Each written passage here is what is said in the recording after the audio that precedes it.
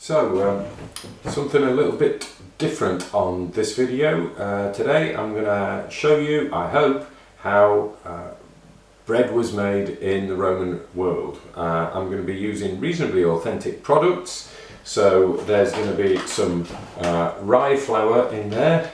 There's going to be some wholemeal spelt flour. We've got some olive oil, and we've got some honey, and we've got some yeast. Now, in modern recipes, yeast is generally comes out of a packet, but as far as we know, the Romans didn't have packet yeast, so they're likely to be making sourdough bread. So this is some of my sourdough starter. So I hope this is all gonna work. So there's going to be several different bits to this video. First of all, we're going to measure out some flour. So I'm going to make this half and half with rye flour. So we've got about 200 grams of rye flour in there. So we're going to put some wholemeal spelt flour in there. So we've got about just slightly more than that of the spelt flour. So altogether we've got about 350 grams of flour in there. As you can see, that's nicely mixed together, and then we're going to make it up to about 500 grams with this sourdough starter. So that's been going overnight, and it's naturally occurring yeast. It's slightly unpredictable, but it gives a good flavour to the bread, and it's better than buying it out of a packet. So we're going to give that a bit of a mix around.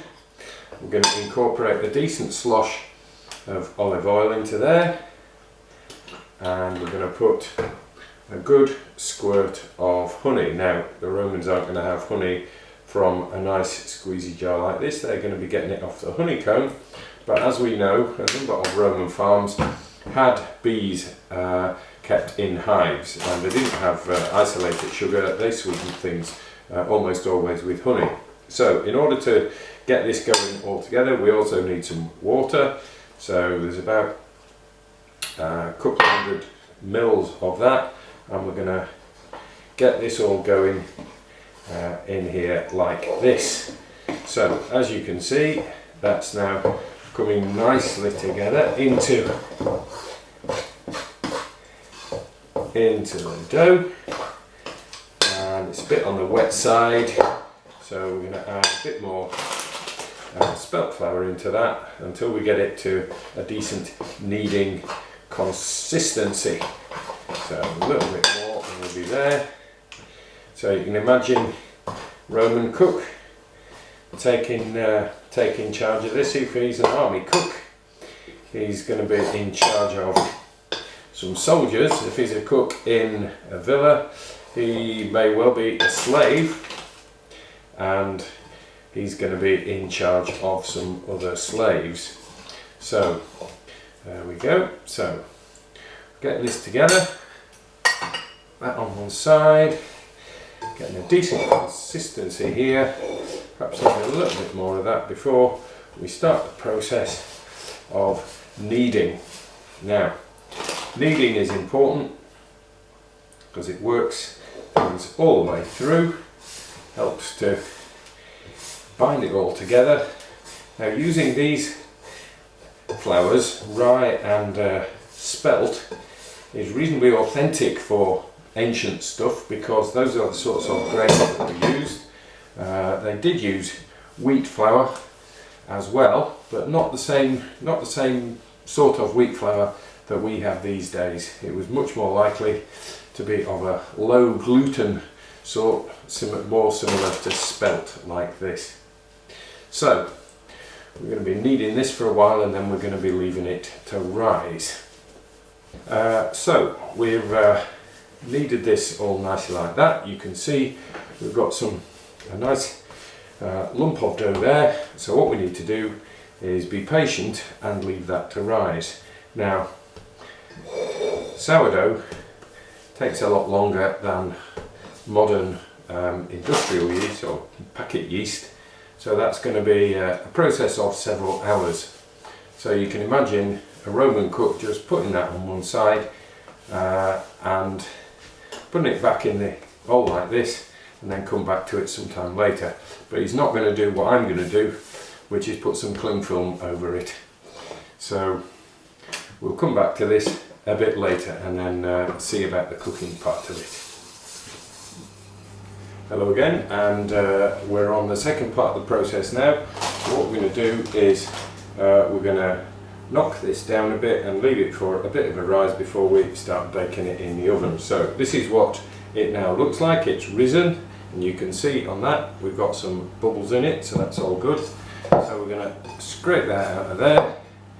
We're going to roll it around in here a bit and then divide it into two mathematically, like that, and then we're going to roll that out a bit, and then we're going to scientifically divide it up. So here's one loaf, and this is going to end up more or less circular and going in here. So we're going to roll it out like this. This is going to be more or less like flatbread. And I've got a guess that it's going to be about the right size to go in there, so that looks more or less like it. So that's going to go in there like that. I hope that's not going to stick too much when it comes in. So that's like that in there, and then we're going to put some dividing lines across it like this, because when it comes out we need to be able to divide it up into 8, but there we are, that's divided up into 8, so we're going to leave that. And with the other one we're going to do it a bit more freehand just to see what happens. So we're just going to spread that out a little bit like that. Then we're going to get it onto my baking stone, because this would have gone like proper Italian pizza ovens. You have like a big stone and it's red hot before you put it in the oven. In this case it's not quite red hot, but it's still, and been given a stone-like appearance by having greaseproof paper on the top. Divide it up like this. Hope you can see this, hope we're still in camera. So there we are. So that's divided up, and we're going to leave that to rise for a little bit, and then it's going to go in the oven. Okay, so here we are, it's risen a little bit, it's now going in the oven, and so is this one. So we're going to give that about 15 minutes, 20 minutes, then have a look. So here we are, it's now half an hour on, and here's our loaf divided into 8, and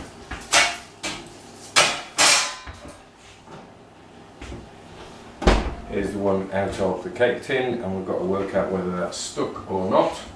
So that could be a bit of a problem, so we shall see. Take it there, and got a nice edge and a nice crust on that. We just need to lever off this, and then we should be okay. Except it's stuck like it won't go. Anyway, we'll let that cool, and there we have 2 loaves of Roman army bread.